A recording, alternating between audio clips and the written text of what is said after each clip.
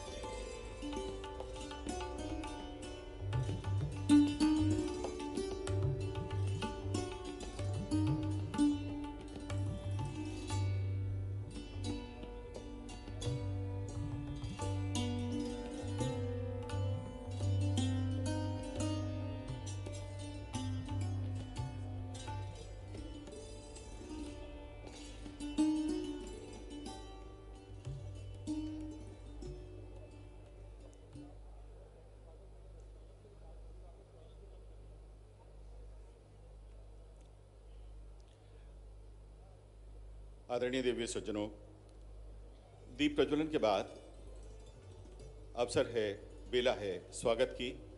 सबसे पहले हम आग्रह करेंगे कार्यक्रम में उपस्थित, कार्यक्रम की अध्यक्षता कर रहे माननीय मुख्यमंत्री मध्य प्रदेश डॉक्टर मोहन यादव जी से कि आप हमारे आज के कार्यक्रम के मुख्य अतिथि माननीय मंत्री भारत सरकार आवास एवं शहरी विकास मंत्रालय श्री मनोहर लाल खट्टर जी का स्वागत करें। माननीय मुख्यमंत्री जी स्वागत कर रहे हैं आदरणीय श्री मनोहर लाल खट्टर जी का। माननीय मुख्यमंत्री जी स्वागत कर रहे हैं आदरणीय मनोहर लाल खट्टर जी का।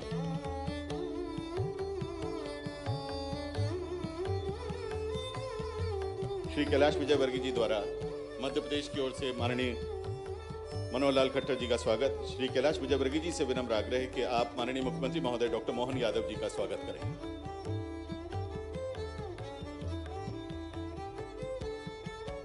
मध्य प्रदेश का स्वागत स्टॉल जो मध्य प्रदेश में ही बुना और रचा जाता है, उसके साथ माननीय केंद्रीय मंत्री जी का स्वागत और अब माननीय मुख्यमंत्री जी का स्वागत माननीय श्री कैलाश विजयवर्गीय जी कर रहे हैं। पहले अंगवस्त्रम और अंगवस्त्रम के साथ एक पुष्पगुच्छ माननीय मुख्यमंत्री जी को माननीय कैलाश विजयवर्गीय जी भेंट करेंगे। माननीय मुख्यमंत्री जी को माननीय कैलाश विजयवर्गीय जी का स्वागत आदरणीय प्रमुख सचिव महोदय ने किया और अब आदरणीय प्रमुख सचिव महोदय केंद्रीय मंत्री जी का स्वागत कर रहे हैं। आदरणीय प्रमुख सचिव महोदय से विनम्र आग्रह है कि आप माननीय मंत्री महोदय श्री कैलाश सारंग जी, श्री विश्वास सारंग जी का स्वागत करें। बहुत बहुत धन्यवाद। स्वागत का ये संक्षिप्त सिलसिला हम यहीं समाप्त कर रहे हैं और हम अब निवेदन करने जा रहे हैं माननीय मंत्री महोदय नगरीय विकास एवं आवास मध्य प्रदेश श्री कैलाश विजयवर्गीय जी से कि आप आएं और स्वागत उद्बोधन दें।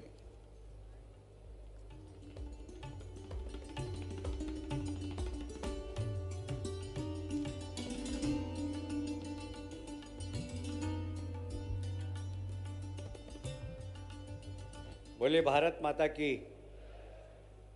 आपकी उपस्थिति मंच तक पहुंच नहीं रही है। माननीय मंत्री जी का स्वागत हुआ, तालियां बजी नहीं, तो मुझे ऐसा लगा कि अभी आप कार्य सेशन जल्दी स्टार्ट हो गया, आप लोग जिम में हैं या व्यायाम कर रहे हैं या योगा कर रहे हैं, और कुछ मेरे शरीर के लोग हैं जो 10 बजे भी बिस्तर में पड़े रहते हैं, वो लोग यहाँ पर हमने ज़बरदस्ती बुला लिया, आपको ऐसा लग रहा मुझे।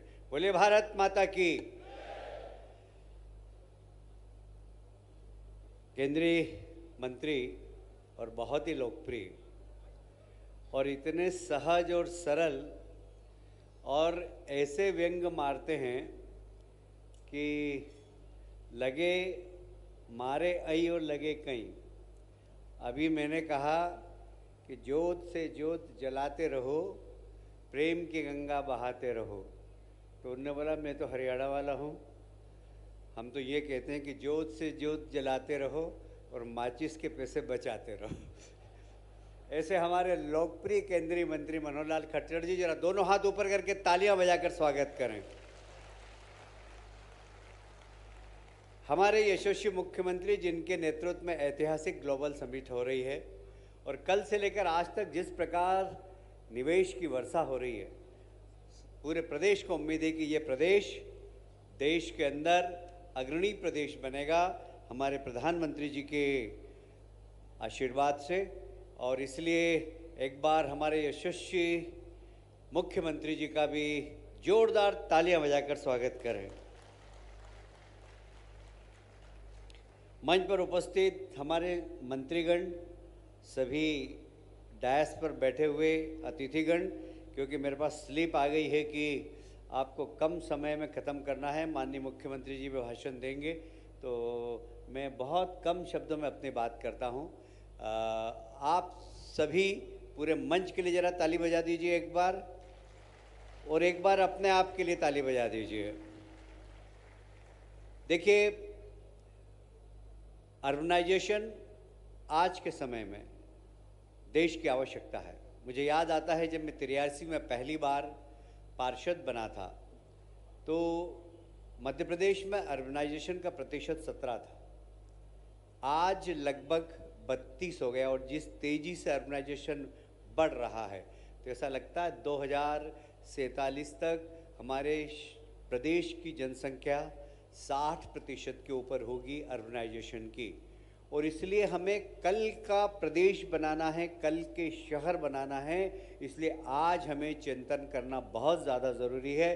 और मुझे कहते हुए गर्व है कि इस ग्लोबल समिट के पहले माननीय मुख्यमंत्री जी के नेतृत्व में मध्य प्रदेश के विकास के लिए हमने सिर्फ 2 महीने के अंदर 18 नई पॉलिसी बनाई है, जिससे प्रदेश का सर्वांगीण विकास हो, हर क्षेत्र में विकास हो।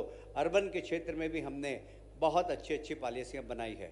मध्य प्रदेश विकसित हो, मध्य प्रदेश ग्रीन प्रदेश बने, इसलिए ईवी पॉलिसी बनी है। हम चाहते हैं सबसे ज़्यादा से ज़्यादा मध्य प्रदेश के अंदर इलेक्ट्रिक व्हीकल चलें, तो एक पूरा की पूरा इकोसिस्टम इलेक्ट्रिक व्हीकल के लिए, उनके चार्जिंग की व्यवस्था, उनके सुधारने की व्यवस्था, इसकी पूरी पॉलिसी के अंदर हमने समायोजन किया है कि लोग ज़्यादा से ज़्यादा इलेक्ट्रिक व्हीकल के अंदर जाएं, सस्ता वाहन उपयोग करें, प्रदेश में पोल्यूशन कम हो, इसकी चिंता करें।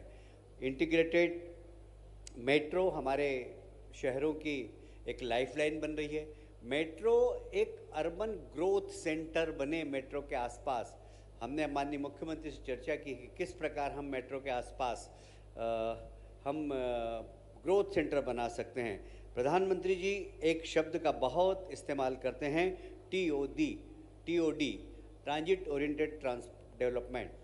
ये ट्रांजिट ओरिएंटेड डेवलपमेंट के अंतर्गत मेट्रो के आसपास किस प्रकार हम एक ग्रोथ सेंटर बनाएं, हम अभी विचार कर रहे हैं, आप लोगों से सलाह भी लेंगे।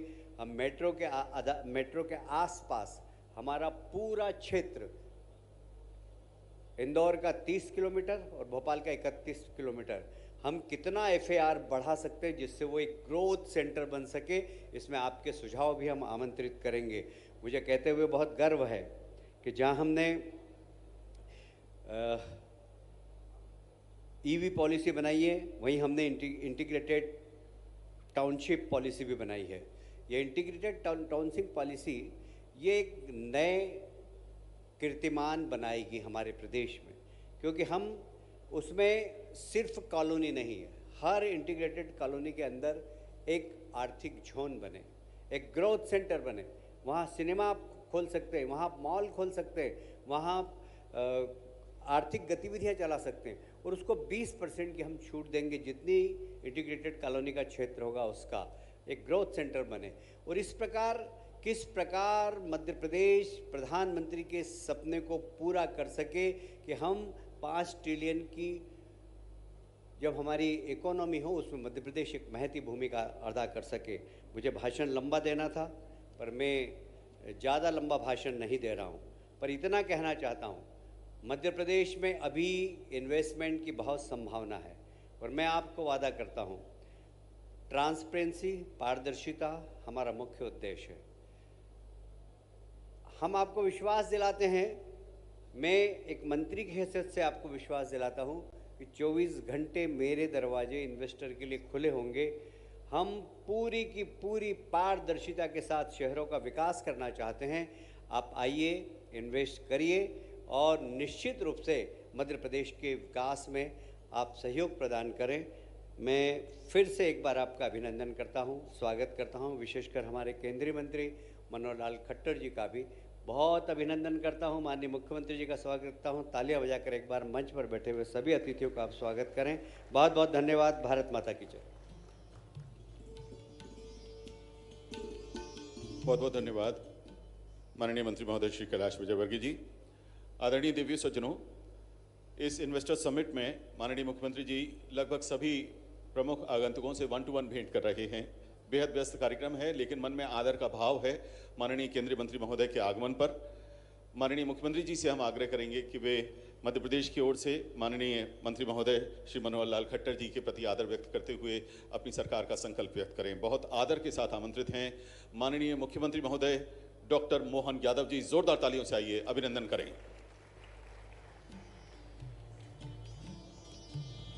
हम सबके बीच हमारा सौभाग्य है एक ऐसे नेतृत्वकर्ता हमारे बीच पधारे जिनने अपना जीवन पूरा राष्ट्र सेवा के लिए दिया।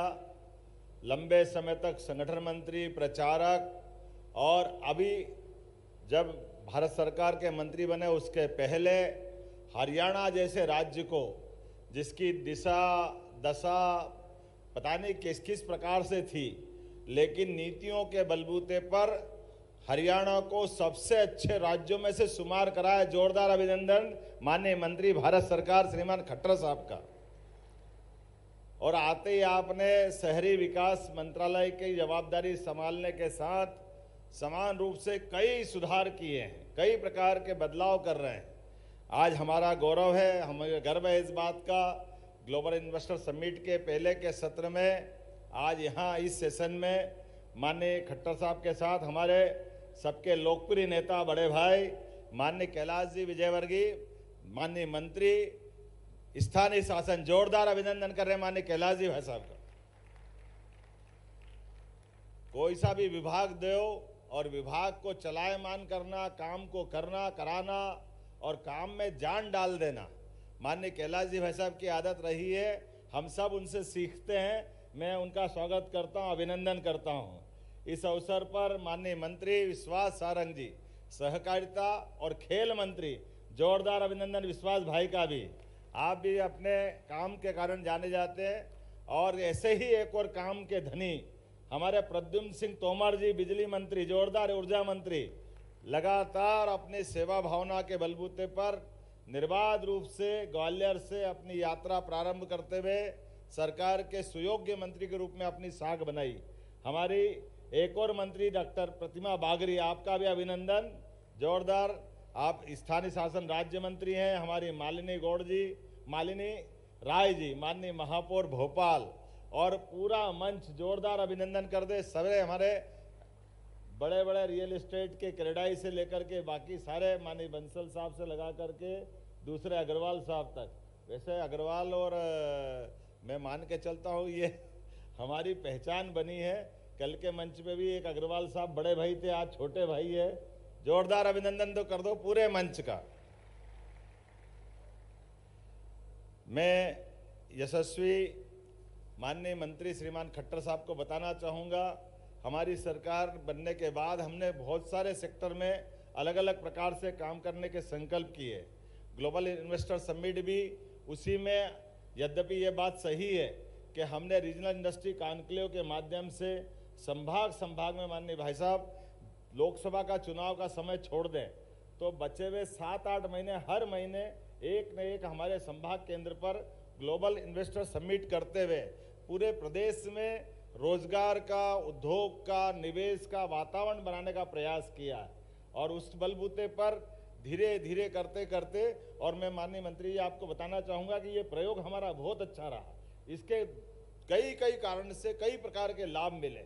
एक बड़ा लाभ ये मिला कि ऐसे छोटे स्थान पर भी इन्वेस्टर समिट हो सकती है संभाग केंद्रों पर, यह कॉन्फिडेंस बढ़ा और कई सारे लोगों ने पहली बार, मुझे तो आश्चर्य लगा, बड़े बड़े उद्योगपति जब जबलपुर और ग्वालियर के लिए कह रहे थे कि हम तो पहली बार आए, हमने तो ग्वालियर नहीं देखा, हमको लगा कि ऐसे ऊपर की मंजिल से धक्का दे के नीचे गिरा दिया हो, हमको लगा जबलपुर ग्वालियर नहीं देखा तो फिर क्या देखा। लेकिन वास्तविकता है, इतना बड़ा देश है, इतने प्रकार की व्यवस्था है, लेकिन आज मुझे इस बात का गर्व है, ग्वालियर, जबलपुर, सागर, रीवा वो तो है ही है, नर्मदापुरम जैसा छोटा सा स्थान जिसकी स्वयं की आबादी भी बहुत थोड़ी सी है, लेकिन वहां पर भी हम जब अपने नवकरणीय ऊर्जा के उपकरण निर्माण की मोहासा बाबाई में उस औद्योगिक केंद्र की उस पार्क का जब भूमि पूजन करने गए तो पहले 200 एकड़ जमीन थी, फिर 200 पूरी उसी समय हमारे कार्यक्रम चालू होने के पहले खत्म हो गई तो 400 कर दी। 400 करते करते भूमि पूजन करने गए तो 800 की डिमांड आ गई। हम जब 800 का काम कंप्लीट करा तो 800 की और डिमांड आ गई। ये एक छोटे छोटे स्थान का लाभ है। जोरदार अभिनंदन करें ये पूरे अभियान का। और भोपाल तो ऐसी जगह थी, जब पहली बार हमारे अधिकारियों से बात हुई और मेरे मुंह से निकला कि हम भोपाल करने वाले हैं, तो बाद में मेरे बड़े बड़े अधिकारी यहाँ बैठे भी है और उन्होंने कहा क्या कह रहे सर आप भोपाल में नहीं होगी, ये तो इंदौर में होगी। हमने कहा इंदौर में क्यों होगी, इंदौर तो है अच्छा, हमको सबको अच्छा बनाना और इंदौर को दिल्ली और बंबई की तरह बनाना है और बाकी को इंदौर की तरह बनाना कि नहीं बनाना। जोरदार अभिनंदन करो, ये काम आप ही के पास रहने वाला है। जिस प्रकार से यहाँ रिस्पांस मिला है और यहाँ की सारी चीजों को महसूस किया गया है, निश्चित रूप से ग्लोबल इन्वेस्टर समिट अब हमारे लिए हर स्थान पर करने लायक हमारा माहौल बना है। आज के इस अवसर पर मैं माननीय मंत्री जी को बताना चाहूंगा, मेट्रोपॉलिटन कंसेप्ट के आधार पर आसपास के जिलों को जोड़ते हुए हमने इसमें कुछ प्रयोग किए हैं, जिसके माध्यम से भविष्य में जैसे इंदौर, उज्जैन, देवास, शाजापुर और धार का पीथमपुर, और मोटे तौर पर कल्पना ऐसी की गई कि ये सारे इंडस्ट्रियल जो हमारे बड़े बड़े केंद्र हैं, जैसे उदाहरण के लिए धार का पीथमपुर, देवास का इंडस्ट्रियल बेल्ट, मक्सी जो शाजापुर का हिस्सा आता है, इधर बांध का जो हमारे उज्जैन का हिस्सा आता है, इधर नागदा और इंदौर का पूरा हमारा जिला, ऐसे सब मिलाकर लगभग ये 8000 किलोमीटर का पूरा एरिया मिल रहा है, जिसको मेट्रोपॉलिटन की कल्पना हमने दी है। लेकिन मेट्रोपॉलिटन की कल्पना में ज़्यादा कानूनबाजी में उलझाने के बजाय आउटर लाइन हमने तय कर दी, इंडस्ट्रियल बेल्ट तय कर दिया, आने जाने के मार्ग, रेलवे की व्यवस्था, बिजली, पानी, सफाई, सीवर लाइन, ये कई कॉमन चीज़ें हैं जिस पे हम काम करेंगे। बाकी इसको खुला छोड़ेंगे और भविष्य की दृष्टि से आने वाले 25 साल तक एक महानगर के रूप में इसको विकसित करेंगे। इसी प्रकार से सेकंड पार्ट, जरा ताली बजाओ तो दिल से बजाओ, मंच से ज्यादा जोर से बज गई, मजा ही नहीं आ रहा है। अपने पास दूसरा भोपाल की कल्पना की गई कि भोपाल, सीहोर, विदिशा, रायसेन, थोड़ा नर्मदापुरम का हिस्सा और भोपाल पूरा, ये एक तरह से मेट्रोपॉलिटन की हमारी कल्पना है।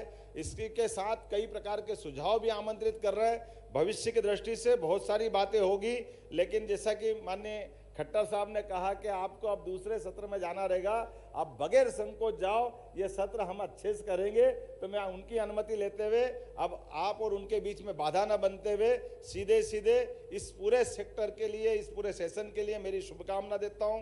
और ये पक्की बात करते हैं कि अभी हमने कॉमन रूप से बहुत सारे विषयों की ग्लोबल इन्वेस्टर समिट में जो बात की है, लेकिन आने वाले समय में इंडिविजुअल एक सब्जेक्ट के आधार पर, अर्थात हमारी भौतिक अधोसंरचना के साथ साथ शहरी नगरीय विकास की जो योजना हो सकती है, उसकी अलग से समिट भी करेंगे। मेरी अपनी ओर से बड़े अच्छे आयोजन की बधाई, बहुत बहुत धन्यवाद। भारत माता की जय।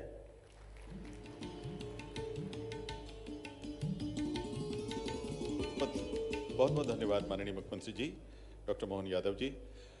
आदरणीय देवी सज्जनों, माननीय मुख्यमंत्री एक छोटा सा ब्रेक लेंगे क्योंकि बहुत सारे काम इस समय इन्वेस्टर्स समिट में चल रहे हैं, लेकिन ये कार्यक्रम जारी है। और इस कार्यक्रम में अब हम आग्रह करेंगे प्रमुख सचिव नगरीय विकास मध्य प्रदेश श्री संजय कुमार शुक्ला जी से कि वे आएं और पहले तो इस पूरे आयोजन के बारे में संक्षिप्त विवरण दें, उसके बाद एक टेक्निकल प्रेजेंटेशन की वो शुरुआत करें जिसमें Madhya Pradesh integrated township policy 2025 के ऊपर वो विचार व्यक्त करेंगे। इस विचार उद्वेलन के क्रम को हम जारी रखेंगे और उनके बाद फिर हम आमंत्रित करेंगे अन्य विशेषज्ञों को। तो बहुत आदर के साथ हम आमंत्रित कर रहे हैं आदरणीय प्रमुख सचिव नगरीय विकास एवं आवास तथा विमानन मध्य प्रदेश श्री संजय कुमार शुक्ला जी को।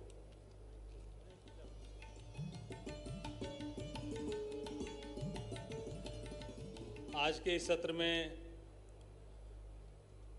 दिल्ली से पधारे सम्मानीय केंद्रीय मंत्री नगरीय विकास खट्टर साहब, मध्य प्रदेश के माननीय मंत्री जी कैलाश विजयवर्गीय जी, माननीय प्रद्युम्न तोमर साहब और अन्य सभी सम्मानीय मंच पर वरिष्ठ जनप्रतिनिधि हैं और रियल एस्टेट सेक्टर के प्रमुख लोग हैं। चूँकि समय की कमी है और माननीय हमारे मेहमान को जल्दी निकलना है समय पर, इसलिए हम प्रेजेंटेशन को थोड़ा शॉर्ट कर रहे हैं।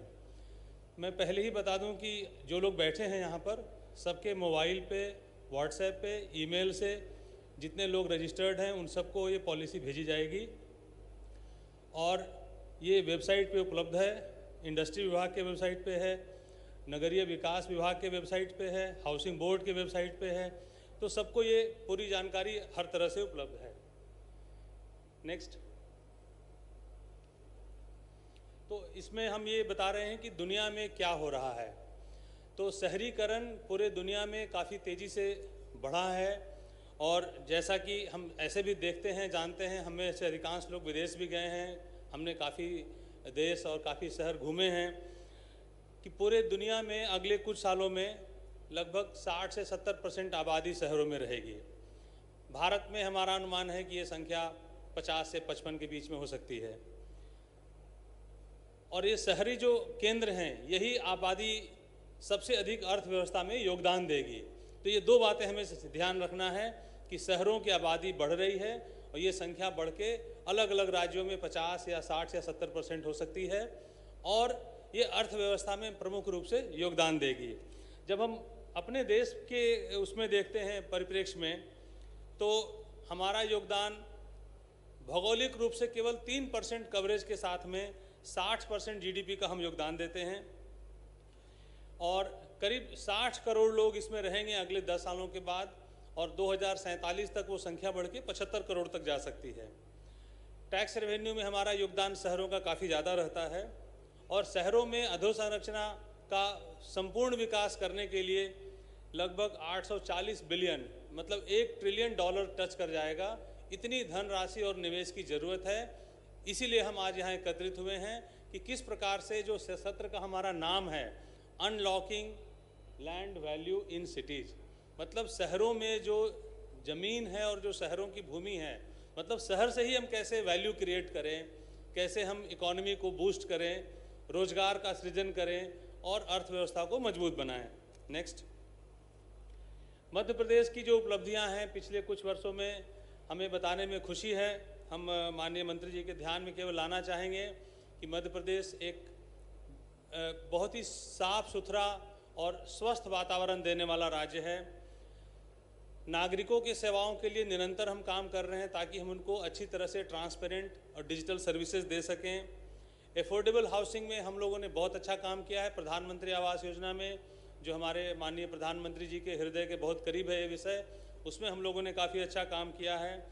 उज्जैन में एक बहुत अच्छा यूनिटी मॉल बन रहा है जहाँ पे सभी जिलों के ODOP जो प्रोडक्ट हैं उनको हम डिस्प्ले करेंगे। बहुत ही सुंदर हेरिटेज बिल्डिंग लुक के साथ ये बन रहा है और काफ़ी एडवांस स्टेज पे आ गया है। हमने म्युनिसिपल बॉन्ड जारी किए हैं इंदौर और भोपाल के लिए, ग्रीन बॉन्ड जारी किया है और निकट भविष्य में हम लोग पूल्ड म्युनिसिपल फाइनेंस बॉन्ड जारी करने जा रहे हैं, जिसमें ऐसे शहर जो अपना अपना बॉन्ड जारी नहीं कर सकते, जिला मुख्यालय और कम आबादी वाले शहर, उनके लिए सामूहिक रूप से बॉन्ड हम लोग जारी करने जा रहे हैं और शहरों की जो पर्यावरण की स्थिति है उसमें हम लोग बेहतर हैं। नेक्स्ट। हमारे यहाँ करीब 418 शहर हैं, जिसमें 16 नगर निगम, 99 नगर पालिकाएँ, 298 नगर परिषद हैं। हम मध्य प्रदेश एक बड़ा राज्य है और हमारे पास अलग अलग क्षेत्रों में अलग अलग बड़े शहर हैं। तो ये एक अच्छी बात है कि सारी आबादी, शहरी आबादी किसी एक शहर में केंद्रित न होकर एक संतुलित क्षेत्रीय विकास के रूप में है। इंदौर, भोपाल, उज्जैन, ग्वालियर, जबलपुर, सतना, रीवा, सागर, ऐसे कई शहर हैं और रतलाम, खंडवा आदि, जिससे शहरी आबादी हर दिशाओं में फैली हुई है। नेक्स्ट, आज जो हम लोग नेक्स्ट तो हम लोग आज 3 पॉलिसी के बारे में 2-3 मिनट में बताएंगे ताकि माननीय मंत्री जी को हम सुन सकें। तो सबसे पहली है integrated township policy. Next next next इसको भी छोड़ दीजिए। नेक्स्ट, तो इसमें जो टाउनशिप पॉलिसी की जो खास बात है, नेक्स्ट, कि ये शहरों में और शहर के ठीक बाहर का जो क्षेत्र है, जिसको ट्रांजिशन एरिया भी कहते हैं और इसको रूरल अर्बन ट्रांजिशन एरिया भी कहते हैं। और हाल ही में भारत सरकार के लिए ये बहुत ही एक चिंतन का एक इसमें कार्यशाला भी हुई है, जिसमें प्रयास किया जा रहा है कि ऐसे गांव जो शहर की सीमा पर हैं और शहर में शामिल होने जा रहे हैं या अगले कुछ साल में हो जाएंगे, उनका विकास भी इस रूप में हो कि जब शहर का विस्तार बढ़े तो ऐसा ना लगे कि ये अलग तरीके से विकसित हुए हैं। तो इस प्रकार के विजन के साथ में इसको हम लोगों ने ये नीति घोषित की गई है।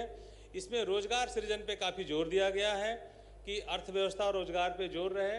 अधोसंरचना और सामाजिक क्षेत्र की अधोसंरचना जैसे स्वास्थ्य, शिक्षा, खेलकूद, पर्यावरण, हरियाली, इन पे काफ़ी ध्यान दिया गया है। रियल एस्टेट डेवलपमेंट के लिए जितनी भी सहूलियत हो सकती है वो इसमें दिया गया है। और सामान्य व्यक्ति या एफोर्डेबल हाउसिंग, जिनकी आय कम है, उनके लिए भी घर का इंतजाम इसमें हो, ये भी ध्यान दिया गया है। नेक्स्ट,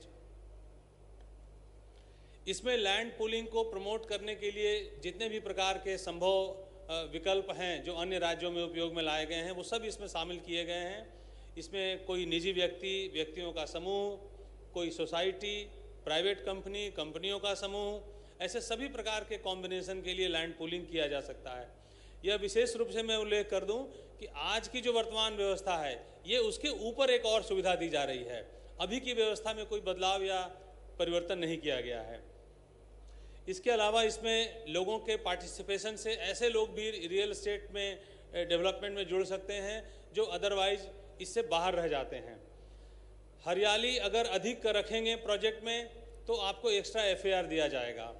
एफोर्डेबल हाउसिंग अगर आप अधिक रखेंगे आपको अधिक FAR दिया जाएगा।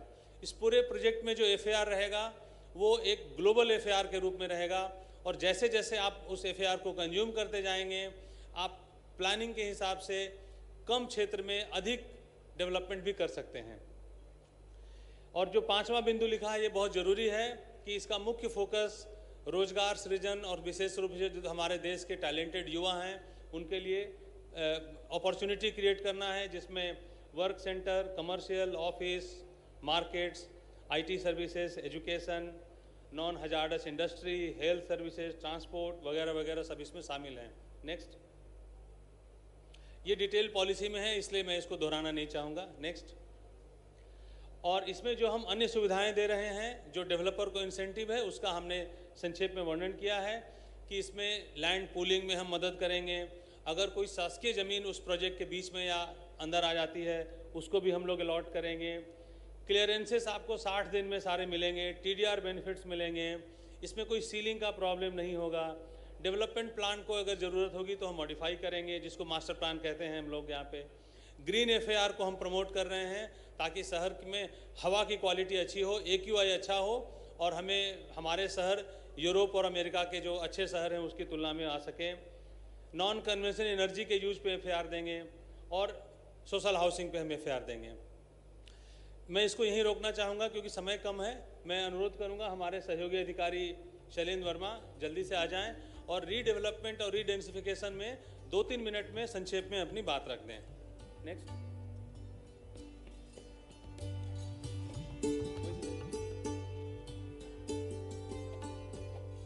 परम सम्माननीय आदरणीय मंच, उपस्थित अतिथिगणों, मैं मध्य प्रदेश शासन की 2 नीतियों के बारे में संक्षिप्त में बात करूंगा। एक पुनर्घनत्वीकरण नीति और दूसरी housing redevelopment policy. Madhya Pradesh में नई पुनर्घनत्वीकरण नीति से प्रदेश में विकास की नई संभावनाएं तैयार हुई है एवं विकास कार्य कराए जा रहे हैं। गत वर्षों में इस नीति के माध्यम से शासन की महत्वपूर्ण अधोसंरचनाएं तैयार हुई है एवं वर्तमान में लगभग 30 परियोजनाएं प्रगतिशील हैं, जिनमें कई कार्य कराए जा रहे हैं। भविष्य में लगभग 65 योजनाएं प्रस्तावित हैं, जिनकी अनुमानित लागत लगभग 15,000 करोड़ रुपए रीडेंसिफिकेशन की है। लगभग 2,000 करोड़ की रीडेवलपमेंट पॉलिसियाँ के कार्य भी प्रस्तावित हैं। पुनर्घनत्वीकरण नीति के अंतर्गत शासन की शहरों के मध्य स्थित वर्षों पूर्व निर्मित संपत्ति, जो कि आज जीर्ण शीर्ण अवस्था में है एवं जिसका समुचित उपयोग नहीं हो पा रहा है, को CLP एवं संसाधन के रूप में उपयोग करते हुए बिना शासकीय कोष का उपयोग किए शासन के लिए आवश्यक अधोसंरचनाएं जैसे कार्यालय भवन, कर्मचारियों के आवास, बच्चों के स्कूल, अस्पताल एवं अन्य अधोसंरचनाएं बनाई जा सकती है। उक्त नीति मध्य प्रदेश शासन के लिए जितनी फ़ायदेमंद है, उतनी ही निजी निवेशक के लिए एवं विकासकर्ता के लिए फ़ायदे की है, क्योंकि इस नीति के अंतर्गत जो ज़मीनें विकासकर्ताओं के लिए ऑफ़र की जाती है वो शहर के मध्य होती है, जिस पे अपार संभावनाएं होती है एवं यह भूमियाँ फ्री होल्ड आधार पर विकासकर्ताओं को ऑफ़र की जाती है,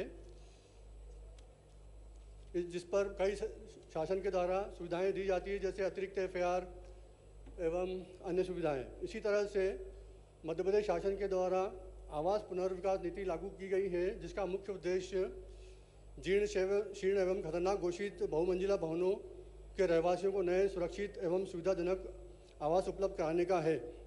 इस नीति के अंतर्गत 30 वर्ष से पुरानी अथवा रहवास के लिए खतरनाक घोषित बहुमंजिला इमारतों का पुनर्निर्माण कराया जाता है। पुनर्निर्माण के लिए बहुमंजिला भवन के बचे FAR एवं इस नीति में दिए गए इंसेंटिव FAR को संसाधन के रूप में उपयोग किया जाता है। योजना की वायबिलिटी के आधार पर हितग्राहियों को बिना मूल्य के अथवा आंशिक मूल्य देकर नए भवन दिए जाते हैं। योजना की सफलता के लिए निवेशकों के लिए अतिरिक्त सुविधाएं भी दी गई है, जैसे अतिरिक्त FAR, 40% ग्राउंड कवरेज, 7.5% वाणिज्यिक क्षेत्र आदि। इस योजना के अंतर्गत विकासकर्ताओं को EWS LIG की छूट दी जाती है। अनुबंध के लिए स्टाम्प ड्यूटी में छूट दी जाती है एवं फ्री होल्ड आधार पर निर्मित क्षेत्रफल अथवा भूखंड दिए जाते हैं। धन्यवाद।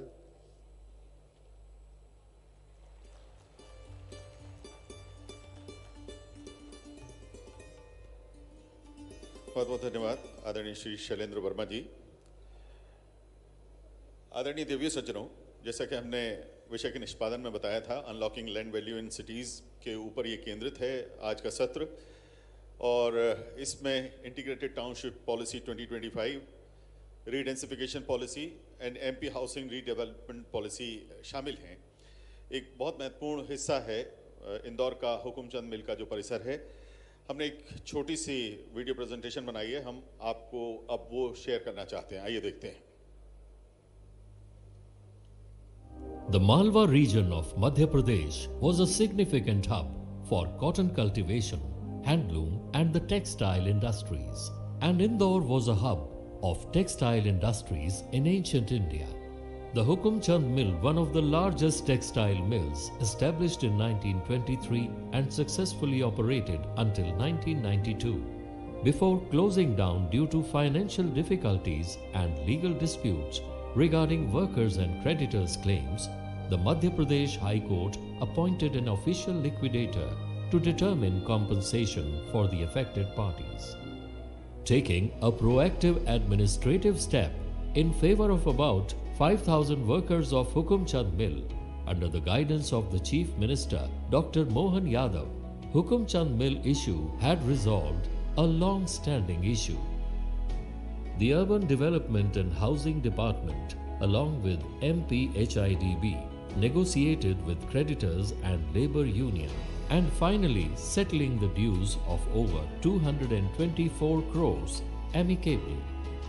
The Hukumchand Mill project aims to revive 43 acres of the mill land to develop a high-value project benefiting the economic growth of the entire state and beyond. It is surrounded on all its four sides by major roads, railway station, bus stand, hospitals, schools, and major market areas are situated in its close vicinity. Indore Airport is just 15 minutes drive away from the site location. Its location, ample greenery in its surrounding and connectivity to all parts of city makes it most prospective land parcel in Indore for developing iconic residential towers and commercial buildings like malls, retails, hotels, IT and office towers. This shall also facilitate the much needed walk to work concept in the city. The development of Hukamchand Mill land as iconic commercial and residential settlement shall transform the area as the most happening place of Indore city.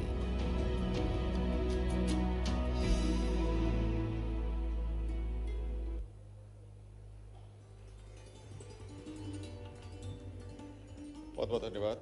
Hukumchand mill history and objectives of expression of interest, इसके ऊपर हमने ये छोटा सा video presentation आपके साथ share किया। अब हम बहुत आदर के साथ माननीय मंत्री महोदय नगरीय विकास एवं आवास मध्य प्रदेश श्री कैलाश विजयवर्गीय जी को आमंत्रित कर रहे हैं।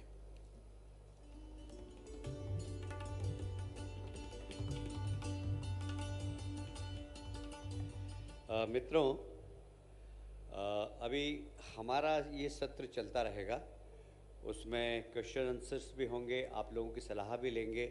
आपने ये भी प्रेजेंटेशन देखा, इसके संबंध में यदि आपको कोई सलाह देना हो तो हम वो सुझाव भी लेंगे, क्योंकि मध्य प्रदेश को अर्बनाइजेशन के क्षेत्र में हमको नंबर 1 बनाना है।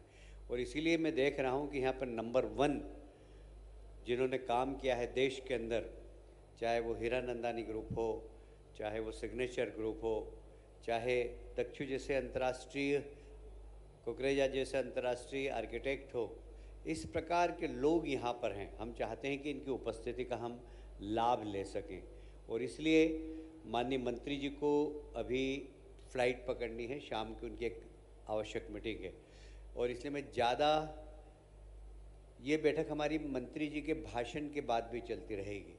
माननीय मंत्री जी ने इच्छा प्रकट की है कि हमारे प्रदेश के महापौरों के साथ भी मैं बैठूं, तो हम लोग महापौर और माननीय मंत्री जी की बैठक एक अलग कक्ष में होगी, पर यह सत्र चलता रहेगा। हमारे प्रमुख सचिव संजय शुक्ला जी और हमारे सारे विभाग के अधिकारी यहाँ पर रहेंगे। आपकी सलाह और आपके जितने भी प्रश्न होंगे उन दोनों का उत्तर देंगे, और आपकी सलाह भी नोट करेंगे, जिससे हम, यदि हमारी पॉलिसी में कुछ सुधार करना हो तो हम अवश्य करेंगे। मैं इतना कह सकता हूं कि हमारी सरकार एकदम खुली सरकार है। हम प्रदेश का विकास चाहते हैं, सिर्फ एक हमारा सूत्र है, और आर्थिक रूप से प्रदेश संपन्न हो, पर्यावरण हमारे प्रदेश का बहुत अच्छा हो, और आने वाले कल का शहर हमारा कैसा हो, आने वाले कल का हमारा प्रदेश हमारा कैसा हो, ये सपने हम आज देखकर उसको साकार करने के लिए आज हम सब लोग बैठे हुए। मुझे उम्मीद है आपका अनुभव मध्य प्रदेश को मिलेगा। मैं बहुत आदर और सम्मान के साथ हमारे केंद्रीय मंत्री, मैं कह सकता हूं कि इस देश के अंदर बहुत कम लोग ऐसे होते हैं जो सीधे चुनाव लड़ते हैं और एकदम राज्य के प्रमुख स्तर पर पहुंच जाते हैं। इसमें इस देश में 2 ही नाम हैं, एक वर्तमान देश के प्रधानमंत्री नरेंद्र मोदी जी, जिन्होंने विधानसभा का चुनाव लड़ा और सबसे पहले वहां पर मुख्यमंत्री बने, दूसरी बार लोकसभा का चुनाव बना और प्रधानमंत्री बने, और दूसरा कोई व्यक्ति है तो मनोहर लाल जी खट्टर, जिन्होंने विधानसभा का चुनाव लड़ा और सीधे हरियाणा के मुख्यमंत्री बने और विकसित हरियाणा बनाकर दिखाया। ऐसे अनुभवी हमारे मार्गदर्शक मनोहर लाल जी खट्टर को मैं आमंत्रित कर रहा हूं। जरा जोरदार तालियां बजाकर, दोनों हाथ ऊपर करके तालियां बजाकर मनोहर लाल जी खट्टर का आप स्वागत करें। सर उधर, इधर जी।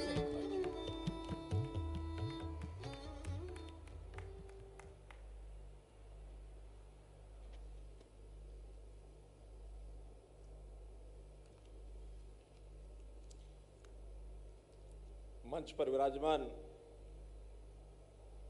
हमारे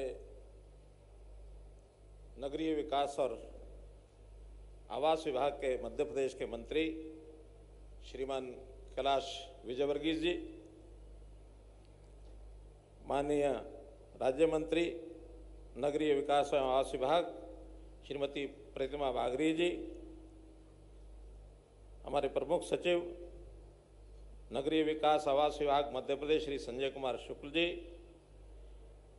महापौर श्रीमती मालती राय जी, श्री मनोज मीक जी अध्यक्ष कड़ाई, Sunil Bansal ji Bansal group, Shri Manish Gupta ji director Hiranandani group, Sanjeev Agrawal ji director sage group, Shri Ravi Agrawal ji director signature global, doctor Devilena Kundu ji, Shri Dikshu Kukreja ji, Kalyan Chakraborty ji, उपस्थित सभी आज की ये जो इन्वेस्टर समिट है, उपस्थित सभी हमारे स्टेक होल्डर्स, सज्जन वृंद, पत्रकार छायाकार मित्रों, मैं बात तो यहाँ से शुरू करूँगा। हमारे कैलाश विजयवर्गीय जी ने कहा कि पहली बार विधायक बना और पहली बार ही मुख्यमंत्री बन गया, लेकिन बहुत लोगों को ये पता नहीं है इस सारे क्रम में, इस काम को अंजाम देने में अगर सबसे ज़्यादा किसी का बड़ा हाथ है तो श्री कैलाश विजयवर्गीय जी का है। 2014 में हरियाणा के चुनाव की बागडोर कैलाश विजयवर्गीय के हाथ में थी, हरियाणा की। और हरियाणा में कभी अपनी सरकार हमारी आ सकती है, ये उससे पहले हरियाणा के नागरिकों ने सोचा नहीं था, लेकिन उस चुनाव की पूरी व्यवस्था अपने हाथ में लेकर के और जिस कुशलता से वहाँ पहली बार हमारी सरकार बनी, वो अगर श्रेय किसी को जाता है तो कैलाश विजयवर्गीय को जाता है। मित्रों, दूसरा विषय, 10 वर्ष मुख्यमंत्री रहा हूं मैं हरियाणा का।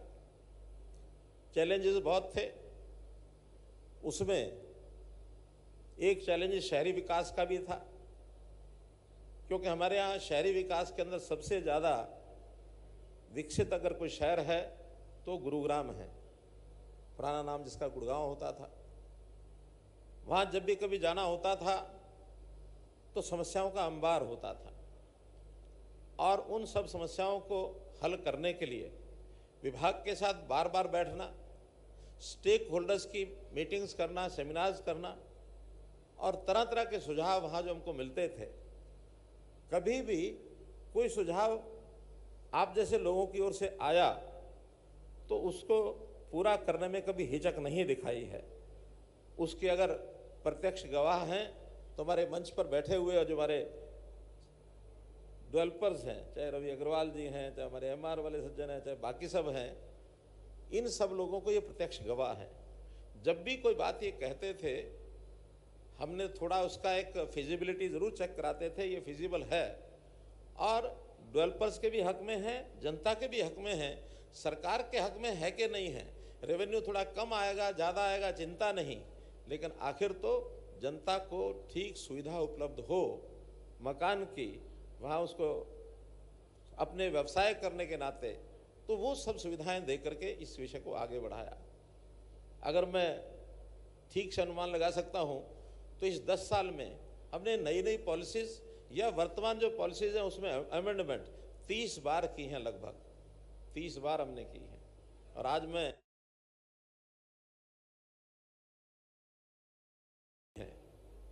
वहाँ जमीन आगे बढ़ाने में पॉलिसीज भी कई बार कठिनाइयों से बन नहीं पाती है। थोड़ा राजनीतिक वातावरण भी कैसा है कैसा नहीं है।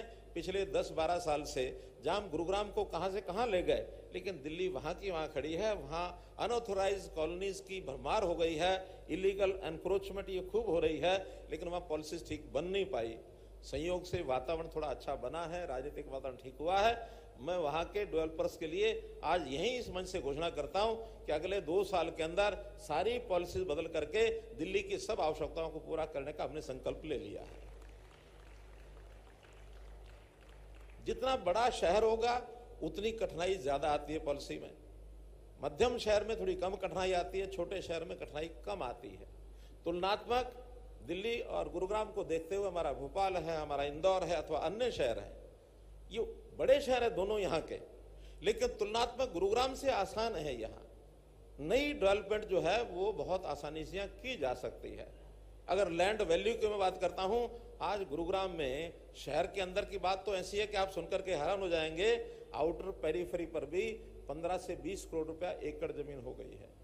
शहर के अंदर एक जमीन डीएलएफ ने वहां हमारे डिपार्टमेंट HSIDC से खरीदी है 150 करोड़ रुपया प्रति एकड़। अब 150 करोड़ रुपया प्रति एकड़ अगर कोई जमीन लेगा तो उसका कैसे वो फिजिबिलिटी उसकी आएगी, ये तो डेवलपर सोचेगा। लेकिन मुझे लगता है कि उनका इतना बड़ा सिस्टम है कि उसमें से वो आगे बढ़ जाएंगे। लेकिन लैंड लॉक्ड एक प्रकार का लैंड लिमिटेड स्कोप होने के नाते से डेवलपर्स को योजनाएं अलग प्रकार से बनानी पड़ती हैं, स्टेट को भी पॉलिसीज अलग प्रकार से बनानी पड़ती हैं। लेकिन सिटीज इन मध्य प्रदेश, क्योंकि आज हम मध्य प्रदेश की बात करते हैं, यहाँ की जो पॉलिसीज हैं, वैसे तो अभी प्रेजेंटेशन में देख रहा था जो हमारी ये इंटीग्रेटेड पॉलिसी बनी है हाउस यानी डेवलप